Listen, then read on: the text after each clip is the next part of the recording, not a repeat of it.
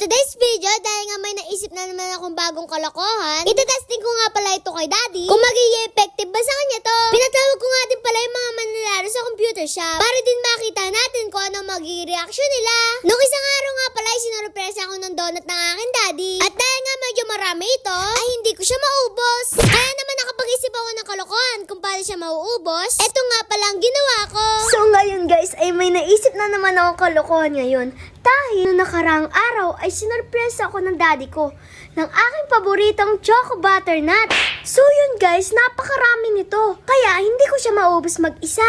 Hindi naman sila mahilig dito. Pero hindi ko alam kung bakit ang dami ng binili ng daddy ko. So ngayon guys, ay may naisip akong kalokohan ngayon dahil hindi ko siya maubos-ubos. Ngayon kung yara ay magpapapremyo ako sa aking daddy na kailangan niyang ubusin ang donut na ibibigay ko sa kanya. Dapat maubos niya ito sa loob lamang ng 30 seconds. At kunyari ay mananalo siya ng 500 piso. Pero itong daddy ko ay mukhang pera talaga. Kaya talagang papatusin niya to guys. Kaya tignan natin kung ano ang mangyayari sa kanya. So ito nga pala yung donut na binili sa akin ng daddy ko. Ito siya guys, oh. Yan guys, nakikita nyo ay konti pa lang talagang bawas. At kung makikita nyo nga pala dito sa choco butternut na ito, ay kulay orange siya. Kaya may naisip akong kalokohan ngayon. Guys, nakikita nyo ba to? Ang tawag nga pala dyan ay burning dust. Ayan nga pala yung ginagamit ng daddy ko sa butchirong ko dati. Kaya ngayon, ititesting ko ito ilagay sa choco butternut kung talagang magiging itsura niya ba talaga. Yan guys, tatanggalan ko na nga pala ito ng kulay orange na ito para malagyan na natin siya ng burning dust. Kaya nga pala wala dito yung daddy ko ay nasa water station siya. At ngayon ay tatanggalan na natin ito ng kulay orange na ito para malagyan na natin itong burning dust. Magaling at para ang... mapapunta ko na dito si Daddy. Ano kaya mayayari dito kay Daddy kung makakain niya to? Kaya guys, sa mga bahay niyo ay huwag niyong gagawin to. Guys, sobrang anghang nga pala na itong burning dust na to. Kaya naman sigurado maaanghangan ng Daddy ko dito kahit mahilig siya sa maanghang. Yan guys, kumuha na nga pala akong tubig dito at babasa-basahin ko siya ng konti para dumikit itong burning dust na ito dito sa donut na ito. Dinampi-dampian ko nga pala ito ng tubig para naman yung burning dust ay dumikit sa donut. Pinapagulong ko na nga pala yung donut sa burning dust. At talaga itong burning dust na to ay sobrang anghang talaga nito. Kaya nga pala meron kaming burning dust dito. Ito kasi yung nilalagay ni Daddy sa butcheron namin. At kung makikita nyo nga dyan, ay talaga magkamukha talaga sila. Kaya naman simulan na natin ang kalokohan. So yan guys, parating na nga pala si Daddy at ihintayin natin siya doon sa may kubo at papakain natin ito sa kanya. So tara. Papunta na nga pala si Daddy dito. At kung mapapansin nyo kung ba't ako nakapayong dyan, kasi medyo naambon-ambon. Nagpatulong na nga pala ako kay Mami magpa-video dito. At malalaman na natin kung ano mangyayari kay Daddy dito. Dumating na nga rin pala si Daddy dito. At talagang hindi ko rin alam kung magagalit ba siya sa akin dito. May palaro ako. Kakainin mo lang to. Kakainin mo lang to. Guys, ilalagay niya lang yung tricycle niya. Ubusin mo lang to. Ano ba yan? Ano? Choco butternut. Ano gagawin? Dapat, kunyari, kukuha ka dito isa, kukuha ka. Tapos kakainin mo. Oh. Dapat, pag ubos mo, papakita mo yung dila mo, tsaka kukuha ng isa. Oh. Dapat maubos ito within 30 seconds. Oh, anong mangyayari? Mapapalanunan mo ay 500 pesos. Ano nakukuha ang pera? Sa akin! Sana all. Tingnan mo sa akin yan. Ano sa akin lahat yan? Paano masabi? Asa mo na yung 500? Money down. Basta mamaya. Mamaya. Wait, 500 to ha. Okay, 500. Oh. 1, 2, 3, go.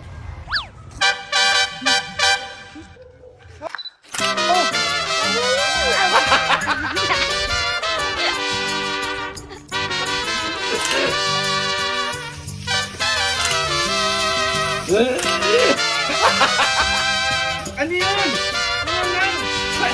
Ano yun? Ano mas kilan? Sabi na ano ba yan? Daddy, alam mo ba kung anong flavor natin? Dahil mo? Flavor yan. Tsaka burning dust. At dahil nga hindi mapayag si Daddy na siya lang mabibiktima ko, nagpatawag nga pala siya ng mga manlalaro sa computer shop. Punta ka dito, Di. Toto, punta ka dito. Punta ka dito, Cody. Topi, punta ka dito, Topi. Isa-isa na nga rin pala nagpuntahan yung mga tinawag ng daddy ko. At dahil nga isa-isa lang ang punta nila, ipapaliwanag ko sa kanila isa-isa kung ano ang gagawin nila. Ang pinapaliwanag ko nga pala sa kanila dito ay kukuha sila ng donut at kakainin nila. Sinabi ko nga rin pala sa kanila dyan na kapag mauubos nila yan sa loob ng 30 seconds, ay mananalo sila ng 500 pesos. At dahil nga prank lang ito, syempre wala talaga mananalo sa kanila. Kaya naman uumpisa na natin ang ating kalokohan. Up!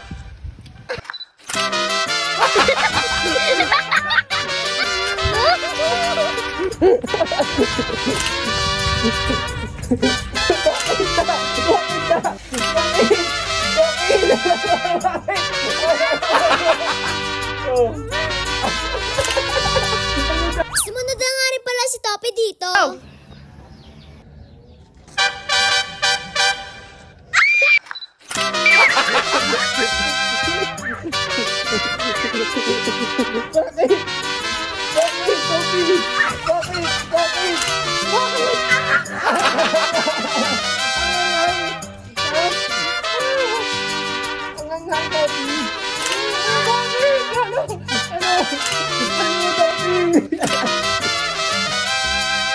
Ano ba? 3, go! Oh, wait lang, wait lang.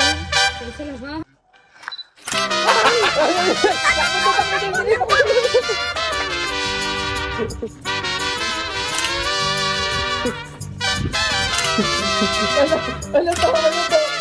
Ano to? Ano to? Anong lasa to? Grabe. Ginagawa mo! Anong lasa to?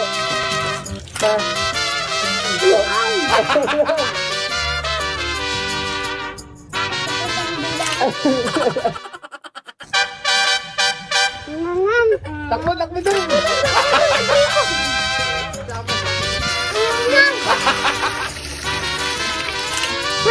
Mabilis mo sa doon! Ang lasaw. Yun lang, paalam. Please like, follow, and share. Thank you. Isang ibon. Huwag ka na ingay. 1.